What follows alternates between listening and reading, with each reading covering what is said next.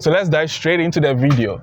So Jojo, you're welcome again. Thank you. So what are the 3 basic things you need to do or need to know to handle a camera in manual mode? Okay. So the 3 things you need to do, besides knowing how to switch the camera into manual mode. Okay, so aperture, shutter speed. Shutter speed.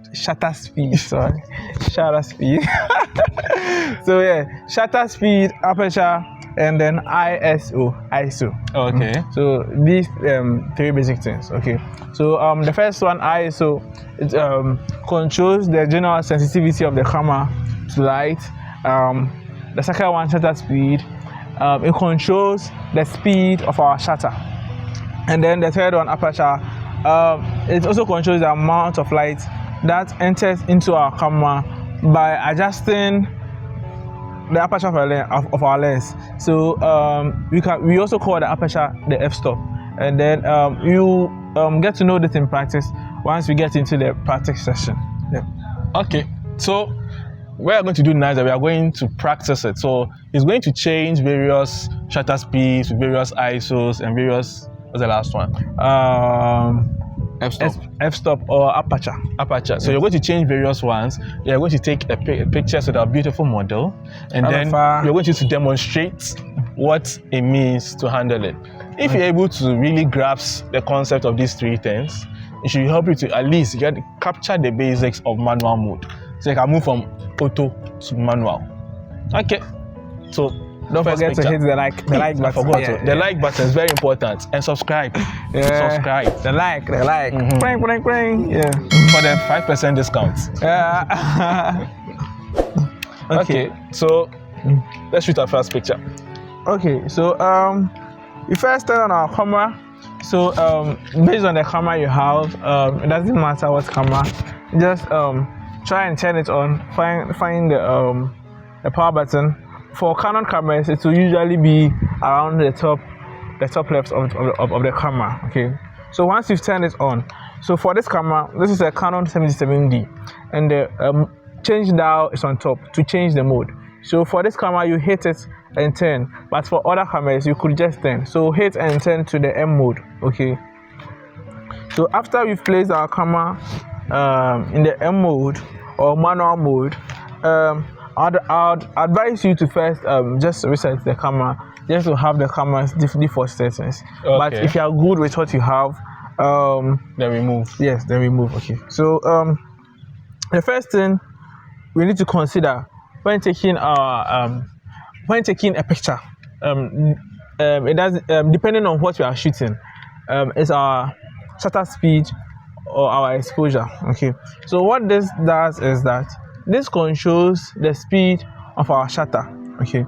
So the longer it stays open, the more light that enters into our camera for our picture to be brighter.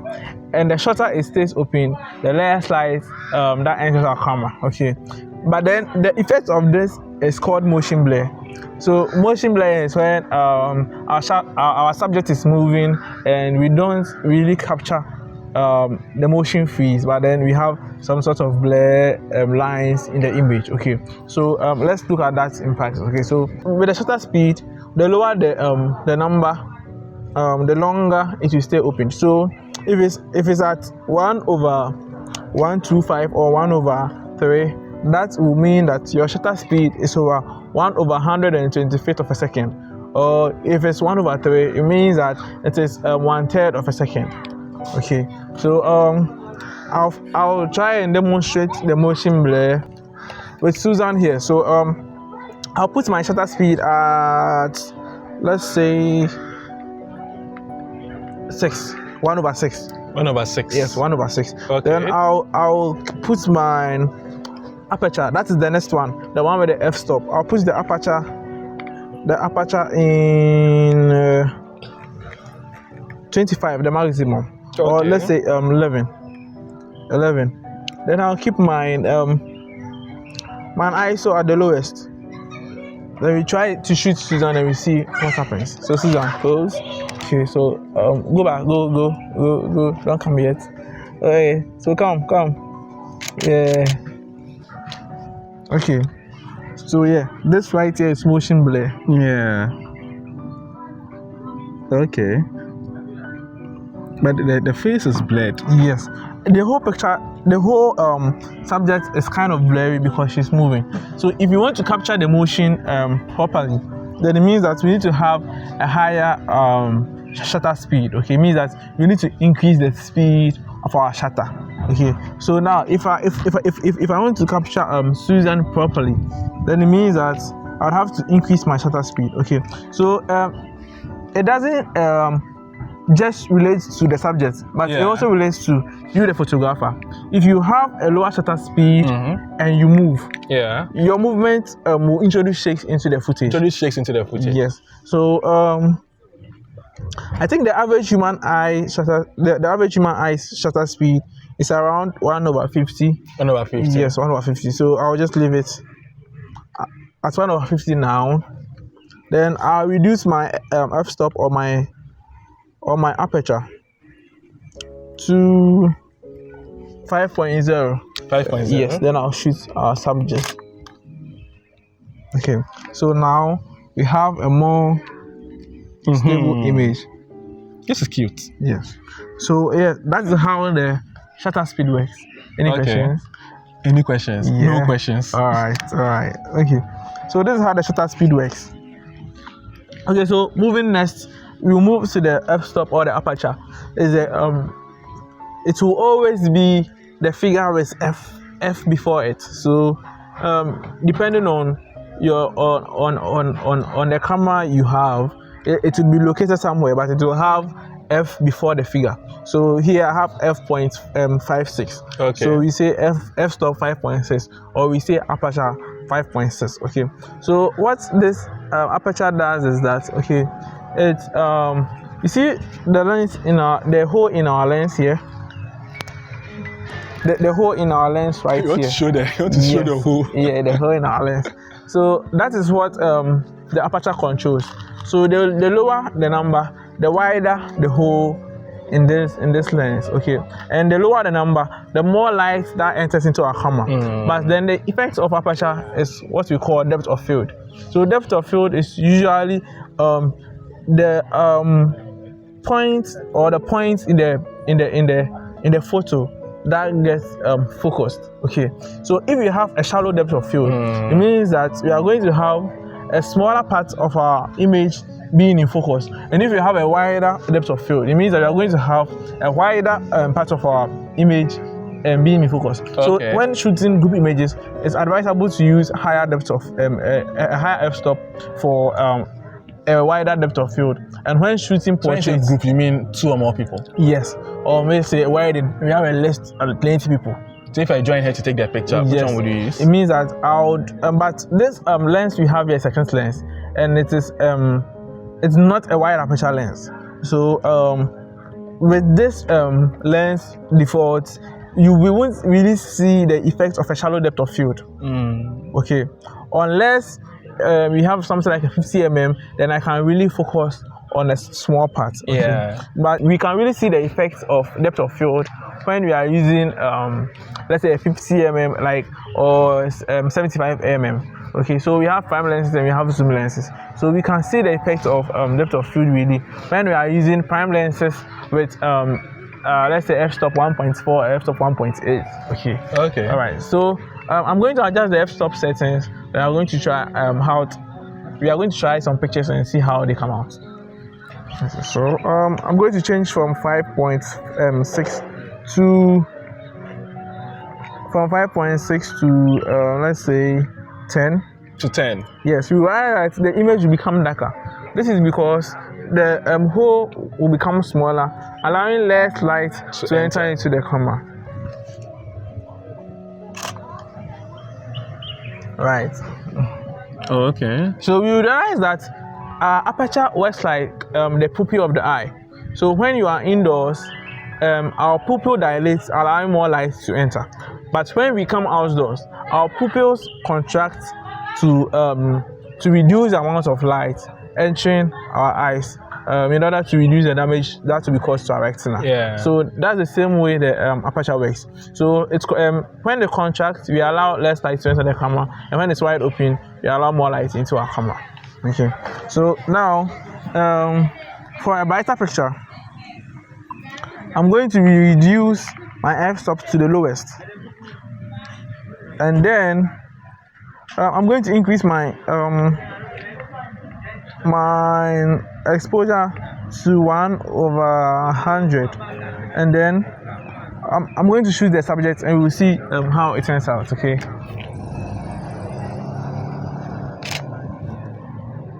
Okay. So right now our image is darker. Okay. Yeah. So I want to use this to explain the third ISO. F. That's ISO. So ISO generally increases the overall camera sensitivity to light. Okay. So if we increase our ISO, our camera in general becomes more sensitive to light, and then the picture becomes brighter. So right now our ISO is at 100.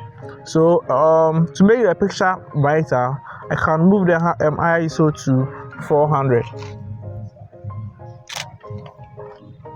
So at ISO 400, we can see that our image is more brighter. Okay. So these are the basic things. Yeah, you need to know in order to shoot the manual aperture, camera, ISO, and shutter speed. Now that we have these three basic things, let's play around them with more. Okay. So like choose, like looking at the environment, the time, the condition, then just choose from your experience. Just choose an ISO, aperture, shutter speed. What I think we are shooting around, it should be around 3. Yeah. No, it's 432. Yes. So it's around this time, and where we are, it's kind of shady, so you don't really get much harsh light. Okay. So if you also want to practice with us, you can practice around this time. Look for a place that's a lot of trees, nice environment. Then shoot. We are shooting in Legon campus, so you can come here to also and shoot. Okay, so mention the figures to the viewers. So for the first shot, I can see, as you said, we are under a shade, and I can see some spots coming through the shade. So to take a nice portrait of her, I would like to so you can come closer. I like to keep her in the spots. So let's see. Okay. Yes. So we have some kind of light, shadow to have. Let's play around it. Let's see how it turns out. So with the same settings as earlier, I'm going to shoot, but no, let me drop my ISO to 200 and let's shoot. So mention all the three. So we have our shutter speed at 1/100, our f-stop at 5.6, and our ISO at 200. Pose. Okay. So let's see. Oh wow, that makes a big difference. Yes. So, she wants to see. Oh yeah.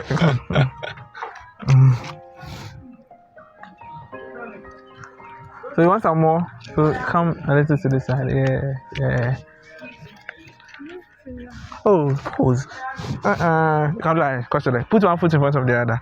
Yeah, and put your.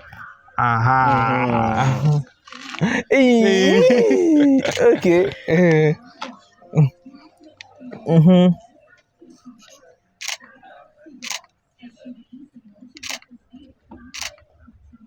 Smile. Go back into the light. Yeah. And look at the light. Okay, so let's look at an instance where Susan is moving. Okay. What would we have to do?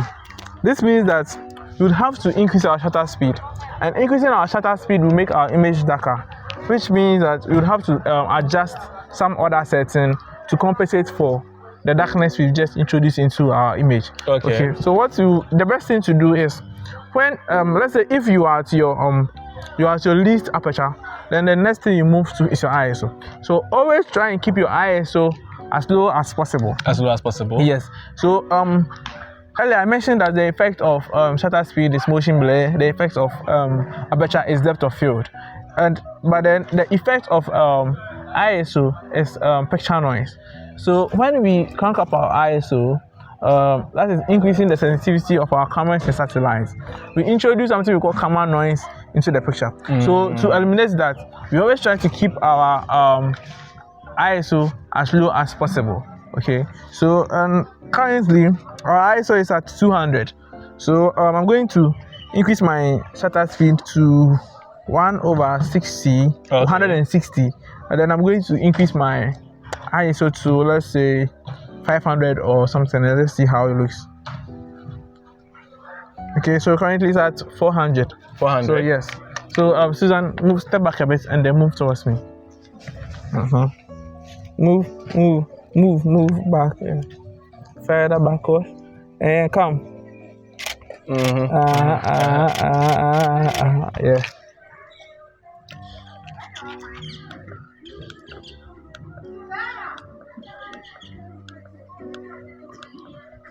There was no motion blur. Yes.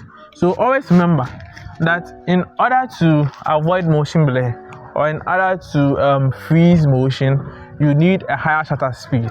Okay. And for brighter images, you could keep your aperture low.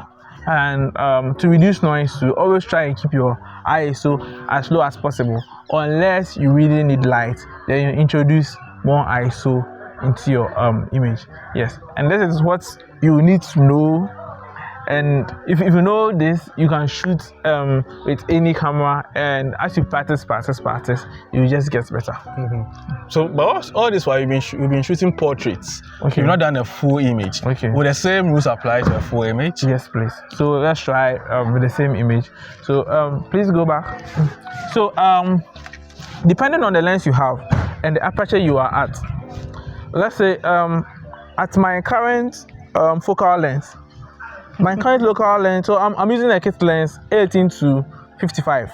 My current focal length is almost 55. Okay, and this lens will allow me to go 5.6 f-stop. Okay, if I reduce my focal length to the lowest, which is 18, I think she give you 3 point something. Yes, I can now go down to 3 point something. That's if I don't change. Okay, so so going down 3 point something would then increase the brightness of the image, because now 3.5 f-stop is now introducing more light into our camera.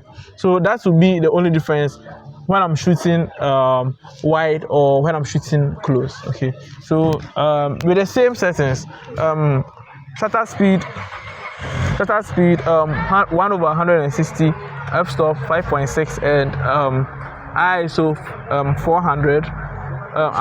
As previous, just as previous, I'm going to shoot and I'm going to see that our picture is going to be of the same effect, the same brightness and the same everything. Okay, remember. Okay.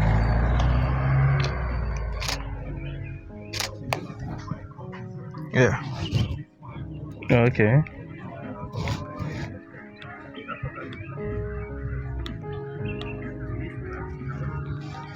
Okay. So if you combine, but you see, it means that if you are using a wider, a fixed lens, and then maybe it's like a smaller, you can get a lower aperture. Okay. So depending on what lens you have, okay. So some lenses have a wider aperture, which means they can go about 1.4 or even 1.2. Okay, but then if you have kit lenses don't have that much of a wide aperture. Okay. And the difference between 1.8 and 3.5 is really huge. It's a really huge difference of light, and from 1.8 to 1.4 is also really huge. Really? So sometimes you think that 1.4, 1.8 is just a small figure, but then no, it's when it comes to light, it's really a huge difference. Okay, so depending on what kind of what type of photography you would like to get into, and the recommended lens that you have to use. So let's say now that we are shooting a portrait of our beautiful MFR here, the most recommended lens is people call 85 millimeter lens the ideal portrait lens. So 85 mm. 85 millimeter. So you could use an 85 millimeter prime lens with f-stop, let's say 5.8 or something, or you could use a 70 to 200 zoom lens, or you could even use a 50 millimeter lens. Okay, but let's say you want to shoot something wide. Let's say you want to shoot an architecture, like a piece of like a building. Let's say you want to shoot a building. The best recommended lens is to use a wide angle lens, like an 18 millimeter, a 16 millimeter, okay, a 14 millimeter lens. Yes. So depending on what you want to shoot and the recommended lens you can use for it. I see. So I think with this is enough for you to start using your camera. But like I said, it's just the basics. There are so many other things you need to know. You also have to know how to edit your pictures. You also have to know how to, what else you need to know? Basically shooting and editing. And editing. And color correcting, photo manipulation. All those other things. All the things he's saying, you need to know all those things. So if retouching, you want those things, if you want to remove images, remove things from your image, add things to your image, add makeup to an image, remove makeup from an image, all those kind of things. If you want to know all those things, then there'll be a number below. Just click on the number, just pick up the number, call and reserve your seat in the class, and you'll get 5% or 10% discount. 10% discount. You get 10% discount. Like the video? Like the video, you get 10% discount. If you are subscribed, if you like the video, you get 5%. If you are subscribed, you get 5%. Together, so 10%. So like and subscribe. They get a discount. So it was nice as usual having you guys here, and we'll bring you more content later. Don't forget, like. subscribe. Yep. See you guys next time.